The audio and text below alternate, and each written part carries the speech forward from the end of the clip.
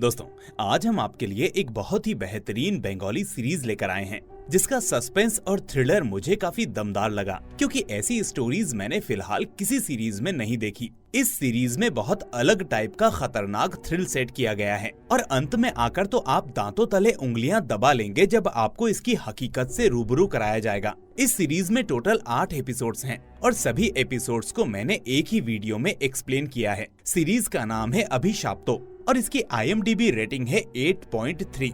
तो चलिए अब बिना देरी किए शुरू करते हैं आज की ये एक्सप्लेनेशन। लेकिन उससे पहले अगर अभी तक आपने हमारे चैनल को सब्सक्राइब नहीं किया है तो जल्दी से सब्सक्राइब करके बेल आइकन को प्रेस कर दीजिए। तो कहानी की शुरुआत में हम एक स्लम एरिया के पास कुछ बच्चों को रोड के किनारे फुटबॉल खेलते हुए देखते हैं। तभी खेल खेल में अचानक इनकी बॉल पास के ही नाले में जाकर गिरती है। अब बॉल निकालने के लिए ये बच्चे उस गंदे नाले में पत्थर फेंकने लगते हैं। इस बीच इनमें से एक लड़का एक लकड़ी की मदद से उस बॉल को अपनी तरफ लाने की कोशिश करता है। अब बॉल तो नहीं आती, लेकिन अचानक उसमें से हमें एक लाश बाहर आती हुई दिखाई देती है, जिसे देखकर सभी बच्चे बहुत डर जाते हैं। इसके कुछ देर बाद हम पुलिस को वहां आते हुए देखते हैं, जो उन बच्चों से उस बॉडी के बारे में पूछने लगते हैं। तो बच्चे जो कुछ भी हुआ वो सब पुलिस वालों को बता देते हैं। देखने से पता चलता है कि ये बॉडी किसी 24-25 साल की लड़की की थी, जिसकी हालत बहुत ही ज्यादा खराब हो चुकी थी। शायद इसका सर भी कटा हुआ था। अब पुलिस आसपास के लोगों से पूछताछ करके उस बॉडी को लेकर चली जाती है। इसके बाद सीन अपर्णा नाम की एक लड़की पर शिफ्ट होता है, जिसे आज लड़के वाले देखने आए हुए हैं। अब अपर्णा की माँ लड़के वालों को अपनी बेटी के गुणों के बारे में बताने लगती है और थोड़े बहुत सवाल और शक्ल देखकर आखिरकार लड़के वाले की माँ को अपर्णा पसंद आ जाती है। जिसके बाद अपर्णा और आर्को को अकेले में बात करने के लिए भेजा जाता है। यहाँ थोड़ी बहुत बात करने के बाद आर्को बताता है कि वो अब्रॉड में रहा है, लेकिन वहाँ उसकी लाइफ बोरिंग हो गई थी, इसीलिए वो वापस यहाँ आ गया है और अब वो यहीं सेटल होना चाहता है। आर्को की बातें अपर्णा को भी काफी पसंद आती हैं और दोनों इस रिश्ते के लिए हाँ बोल देते हैं। जिसके बाद आर्को की माँ अपर्णा के हाथ में कंगन पहनाकर इस रिश्ते को पक्का कर देती है और कहती है कि हमें लड़की बहुत पसंद है, इसीलिए हम 15 दिनों के अंदर शादी करना चाहते हैं। लेकिन शादी में हमारे रिश्तेदार नहीं आएंगे क्योंकि हमारी उनसे कुछ खास बनती नहीं, लेकिन आप जिसको भी चाहें बुला सकते हैं। ये सब कुछ होने के बाद रात में अपर्णा के माँ बाप अपर्णा की शादी के लिए सब कुछ डिस्कस करने लगते हैं। लेकिन पता नहीं क्यों अपर्णा के पिता को वो लड़के वाले यानी आर्को की फैमिली कुछ अजीब सी लग रही थी। लेकिन अपर्णा की माँ कहती है कि मुझे तो ये रिश्ता बहुत पसंद है, लड़का अच्छा है, फैमिली अच्छी है, लड़का अच्छा कमाता है और क्या चाहिए, ऐसे रिश्ते बार बार नहीं मिलते। तभी अपर्णा के पिता कहते हैं कि फिर भी सोचो, 15 दिनों के अंदर शादी ये कैसे पॉसिबल होगा, शादी में कितनी तैयारियां होती हैं, इतना सब कुछ अचानक 15 दिनों में करना बहुत मुश्किल है। इस पर अपर्णा की माँ कहती है कि अगर यही सब कहोगे तो इतना अच्छा रिश्ता हमारे हाथों से निकल जाएगा, जिसका दोबारा मिलना बहुत मुश्किल है। तो इस तरह से अपर्णा की माँ अपने पति को कैसे भी करके इस शादी के लिए मना ही लेती है। वहीं आर्को की फैमिली के बारे में बात करें तो उसके घर में इसके माँ बाप, इसकी बहन मल्लिका और इसके जीजाजी दिलीप रहते हैं। अब यहाँ असल में बात यह है कि अपर्णा की दोस्त अंजना कुछ दिनों से लापता है और उसी के बारे में पूछताछ करने के लिए एक दिन अपर्णा पुलिस स्टेशन आती है। यहाँ इंस्पेक्टर अपर्णा से कहता है कि अंजना नोएडा में काम किया करती थी, लेकिन इन्वेस्टिगेशन के दौरान ये बात पता चली कि 6 महीने पहले ही अंजना ने उस नौकरी को छोड़ दिया था और उसके बाद से अंजना कहाँ गई ये किसी को नहीं पता। लेकिन अंजना के गायब होने से पहले उसकी शादी फिक्स हुई थी। दरअसल अंजना के माँ बाप इस दुनिया में नहीं हैं, इसलिए अंजना नोएडा में काम किया करती थी। कुछ दिनों बाद अपर्णा और आर्को की शादी वाला दिन आता है, लेकिन यहाँ सच में शादी के दौरान आर्को के रिश्तेदार नजर नहीं आते, जिसकी वजह से अपर्णा के रिश्तेदार आर्को की माँ से इसी बारे में पूछताछ करने लगते हैं और इस तरह कुछ रिश्तेदार मल्लिका से भी पूछताछ करते रहते हैं। लेकिन मल्लिका कुछ अजीब तरह से जवाब देकर इस बात को टाल देती है। अब शादी के फंक्शन के दौरान मल्लिका की साड़ी के ऊपर गलती से लाल कलर का जूस गिर जाता है, जिसे देखकर मल्लिका खून खून कहकर जोर जोर से चिल्लाने लगती है। मल्लिका का ये बिहेवियर देखकर अपर्णा के रिश्तेदार बहुत शॉक्ड हो जाते हैं। लेकिन इससे पहले कि और कुछ ज्यादा तमाशा होता, तभी मल्लिका का हस्बैंड दिलीप मल्लिका को लेकर अंदर चला जाता है। इधर अपर्णा के पिता आर्को के पिता के साथ आकर मल्लिका के इस बिहेवियर के बारे में पूछने लगते हैं। तो वो कहते हैं कि दरअसल मेरी बेटी की दिमागी हालत कुछ ठीक नहीं है, जब जब वो ये कलर देखती है तो ऐसे ही बिहेव करने लगती है और डॉक्टर के पास भी इसका ट्रीटमेंट चल रहा है। डॉक्टर ने कहा है कि कुछ समय में मल्लिका ठीक हो जाएगी। तभी अपर्णा की माँ वहाँ आकर पुतुल के बारे में पूछने लगती है कि मल्लिका बार बार पुतुल का नाम जाप रही थी। ये पुतुल कौन है? आर्को के पिता कहते हैं कि जब मेरी बेटी छोटी थी तो वो एक डॉल से खेला करती थी और उसी डॉल का नाम उसने पुतुल रखा था। लेकिन बचपन में ही वो डॉल मल्लिका के हाथों से कहीं खो गई, जिस वजह से मल्लिका अपनी डॉल को लेकर बहुत रोया करती थी। और जब भी मल्लिका को ऐसे दौरे पड़ते हैं या ऐसी दिक्कत होती है तो वो पुतुल को ही याद करने लगती है। वहीं दूसरी तरफ दिलीप मल्लिका को कुछ मेडिसिन देकर उसे शांत कर देता है। और इधर आखिरकार शादी होने के बाद अपर्णा अपने ससुराल पहुंचती है। लेकिन यहाँ आर्को का घर देखकर उसे काफी अजीब सा महसूस होता है, क्योंकि वो देखने में ऐसा लग रहा था जैसे इस घर में कोई शादी है ही नहीं, क्योंकि ना कोई लाइट्स, ना कोई सजावट, यहाँ तक कि दुल्हन के आने पर जो रस्में होती हैं वो तक इस घर में नहीं होती, जिसकी वजह से अपर्णा को अच्छी फीलिंग्स नहीं आती। वहीं हम आर्को के पड़ोसियों को आपस में बात करता हुआ देखते हैं। एक आदमी कहता है कि यार ये फैमिली बहुत ही ज्यादा विचित्र है, पता नहीं क्यों ये लोग किसी से बात तक नहीं करते, न इनके घर कोई आता है न जाता है, न कभी किसी से कोई बात करता। तभी दूसरा आदमी कहता है कि अरे इस घर में कोई अंदर नहीं जाता, यहाँ तक कि इनके घर कोई काम वाली भी नहीं आती। तो कुछ इस तरह लोग आर्को के परिवार के बारे में बातें करने लगते हैं, जिसे देखकर हमें पता चलता है कि आर्को का परिवार बिल्कुल भी सोशलाइज्ड नहीं है। इधर अपर्णा के पास पुलिस स्टेशन से कॉल आता है और इंस्पेक्टर बताता है कि हमने तुम्हारी फ्रेंड का कॉल ट्रेस किया और पता चला कि तुम्हारी फ्रेंड की मृत्यु हो चुकी है, किसी ने बड़ी ही बेरहमी से उसे मार दिया। ये बात सुनकर अपर्णा एकदम से सदमे में आ जाती है कि आखिर कौन उसकी दोस्त को इस तरह मार सकता है, उसकी किसी से क्या दुश्मनी हो सकती है। सीन अब रात में शिफ्ट होता है, जहां अपर्णा घर में ऐसे ही टहल रही होती है। तभी उसकी नजर एक कमरे पर जाती है जहां की लाइट्स ऑन होती है। ये देखकर अपर्णा उस कमरे की तरफ जाने लगती है और असल में ये वही कमरा होता है जहां अपर्णा की सास ने जाने से उसे मना किया था। तभी अचानक आर्को यहाँ आ जाता है तो अपर्णा कहती है कि जरूर उस कमरे में कोई है, क्योंकि उसकी लाइट्स अभी ऑन थी और अभी अभी बंद हुई है। आर्को कहता है कि ये सब सिर्फ तुम्हारा वहम है, वहाँ कोई नहीं है। और इस तरह वो अपर्णा को अलग अलग बातों में लगा देता है, जिसके कुछ देर बाद हम आर्को को अपर्णा के नजदीक आता हुआ देखते हैं। लेकिन तभी अचानक उस कमरे में दिलीप आता है और आर्को से कहता है कि तुम दोनों के मिलन के लिए आज का दिन शुभ नहीं है। बेटी अपर्णा, तुम जाकर अपनी सासू माँ के कमरे में सो जाओ। अब आर्को ड्रेस चेंज करने के लिए जैसे ही अलमारी खोलता है तभी उसे अंदर एक सांप बैठा हुआ दिखाई देता है, जिसे देखकर उसके रोंगटे खड़े हो जाते हैं। लेकिन अपर्णा बिना डरे एक कपड़ा उस सांप के ऊपर डालकर उसे एक डस्टबिन में बंद कर देती है। ये देखकर आर्को और ज्यादा चिल्लाने लगता है। तभी आर्को की चीख सुनकर बाकी घर वाले वहाँ आते हैं, जिसके बाद दिलीप सावधानी से उस डस्टबिन को वहाँ से बाहर लेकर जाता है। ये सब देखकर आर्को की माँ कहती है कि पता नहीं हमारे घर को क्या श्राप लग गया है, जो बार बार ऐसी मुसीबतें आ रही हैं। क्योंकि आर्को जब नोएडा में काम करता था तब वहाँ भी इसका एक्सीडेंट हो गया था। नोएडा का नाम सुनते ही अपर्णा को एकदम से झटका सा लगता है, क्योंकि आर्को ने उसे बताया था कि वो बेंगलोर में जॉब करता था, लेकिन उसकी माँ कहती है कि वो नोएडा में काम करता था। जिसके बाद आर्को अपर्णा को इस सब के बारे में समझाने लगता है। तभी आर्को की माँ कहती है कि बेटा आज अमावस्या की रात है, तो ये दिन तुम दोनों के मिलन के लिए बिल्कुल भी ठीक नहीं है। मैं कल पंडित जी से कोई शुभ दिन के बारे में पता करूंगी। ये सुनकर आर्को वहाँ से चला जाता है, जिसके जाने के बाद आर्को की माँ अपर्णा से कहती है कि हमारे परिवार के एक तांत्रिक बाबा हैं, उनके पास असीम शक्तियाँ हैं और हम सब कल उनके पास ही जाने वाले हैं। इसके बाद सीन सुबह शिफ्ट होता है, जहाँ पूरा परिवार उस बाबा से मिलने जाता है। यहाँ आकर अपर्णा को बड़ी हैरानी होती है, क्योंकि ये लोग उस तांत्रिक से मिलने किसी आश्रम में नहीं बल्कि शमशान घाट में आए होते हैं, क्योंकि ये तांत्रिक बाबा इसी शमशान घाट में रहते हैं। दरअसल ये बाबा एक अघोरी होता है। अब कुछ देर बातें करने के बाद पूरा परिवार बाबा से आशीर्वाद लेकर वापस अपने घर आ जाता है। वापस घर आते ही अपर्णा अपनी मम्मी पापा को यहाँ देखकर बहुत खुश हो जाती है और हमें पता चलता है कि आर्को ने ही अपर्णा के माँ बाप को यहाँ बुलाया था ताकि अपर्णा को अच्छा फील हो सके। यहाँ अपर्णा के पापा उसे कुछ गिफ्ट देकर जाते हैं, जिन्हें बाद में अपर्णा एक ड्रॉर में रखने लगती है। लेकिन तभी उसे ड्रॉर में एक लेटर मिलता है, जिसे ध्यान से देखने पर अपर्णा को उस पर सुप्रजीत बनर्जी का नाम लिखा हुआ दिखता है। ये नाम देखकर अपर्णा को थोड़ा शक होने लगता है, क्योंकि अपर्णा की फ्रेंड अंजना, जिसका हाल ही में मर्डर हुआ, उसकी शादी भी किसी सुप्रजीत नाम के आदमी से हुई थी।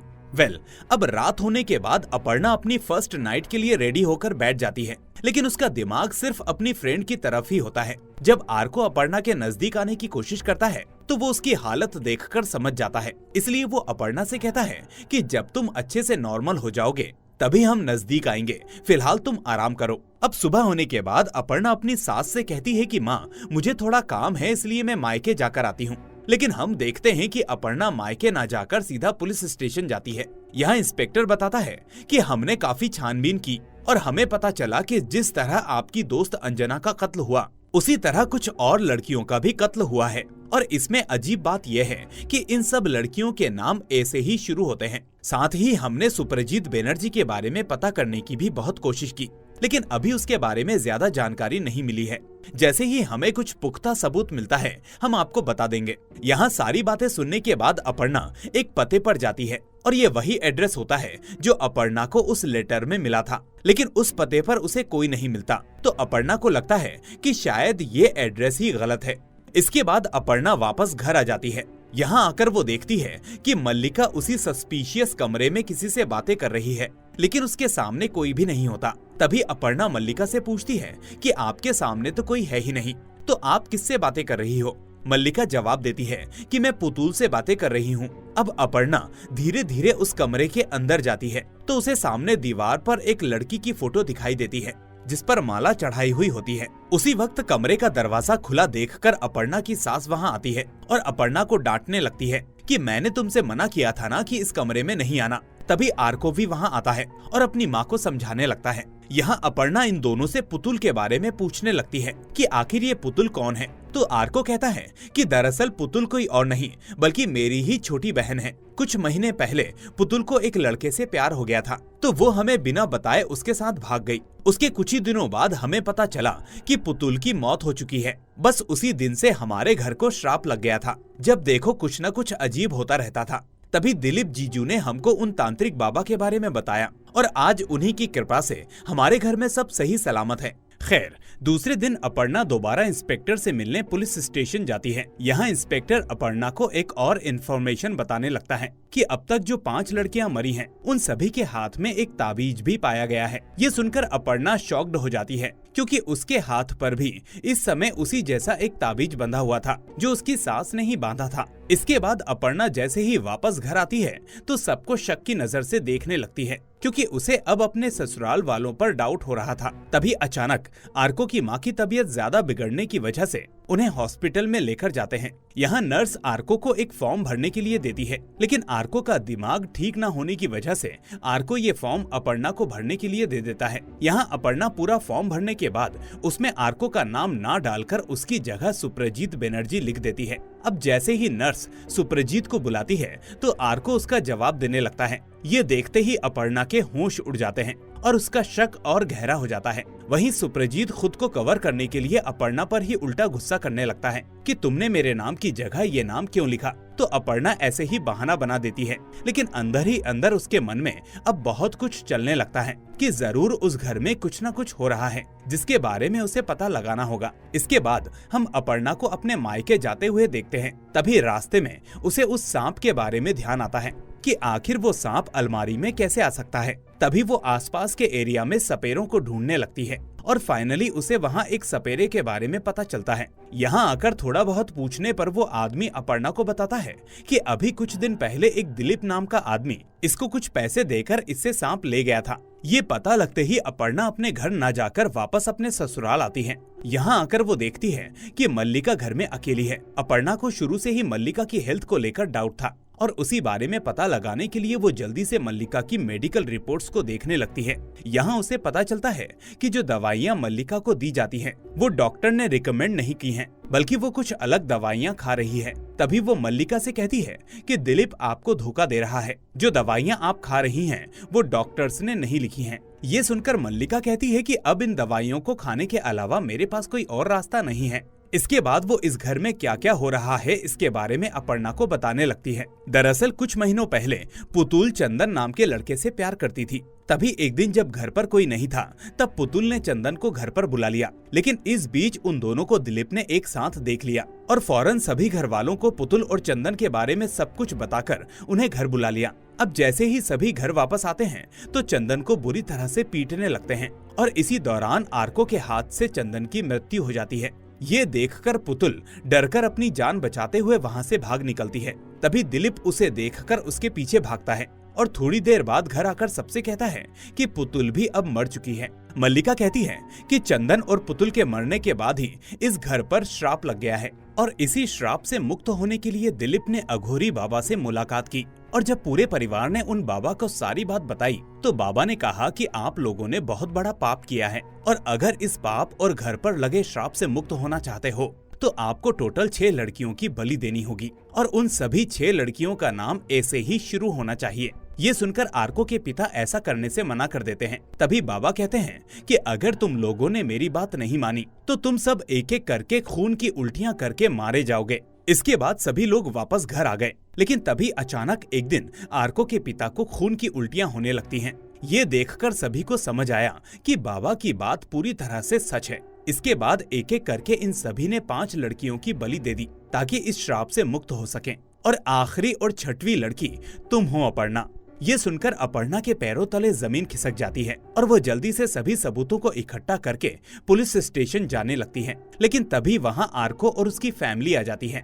उन लोगों को देखकर अपर्णा अब वही सवाल आर्को और बाकी सबसे करने लगती है। अब क्योंकि अपर्णा को सारी बात पता चल चुकी थी, इसीलिए आर्को अपर्णा को एक कमरे में कुर्सी से बांधकर बंद कर देता है। तभी रात में दिलीप अपर्णा के पास आता है और एक चौंकाने वाली बात अपर्णा को बताता है और हमें पता चलता है कि दिलीप दरअसल खुद पुतुल से प्यार करता था, लेकिन वो चंदन से प्यार करने लगी थी, इसीलिए चंदन को उसने आर्को के हाथों मरवा दिया। इसके बाद जब वो पुतुल के पीछे पीछे गया तो उसने पुतुल के सामने अपने प्यार का इजहार किया और उसे बताया कि वो पुतुल से कितना प्यार करता है, लेकिन पुतुल ने उसके प्यार को स्वीकार ना करके खुद को पानी में कूदकर खत्म कर लिया। दिलीप आगे बताता है कि ये पूरे परिवार वाले मुझे एक नौकर की तरह ट्रीट करते हैं, इसीलिए मैंने ठान लिया कि मैं इन सभी की अच्छे से अकल ठिकाने लगाऊंगा। इसके बाद मैंने एक अघोरी से मुलाकात करके एक प्लान बनाया और इन सभी को यकीन दिलाया कि इस घर के ऊपर एक श्राप है और फिर इन्हीं के हाथों से उन 5 लड़कियों को मरवाया।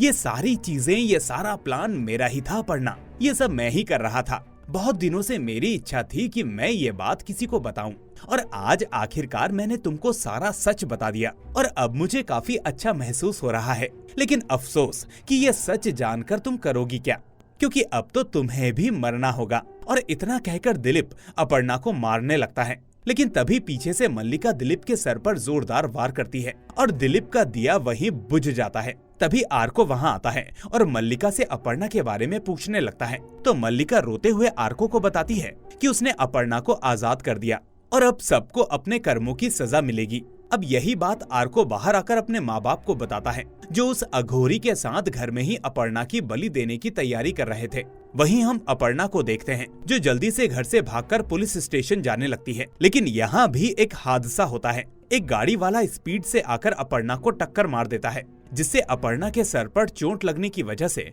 वो वहीं रोड पर बेहोश हो जाती है।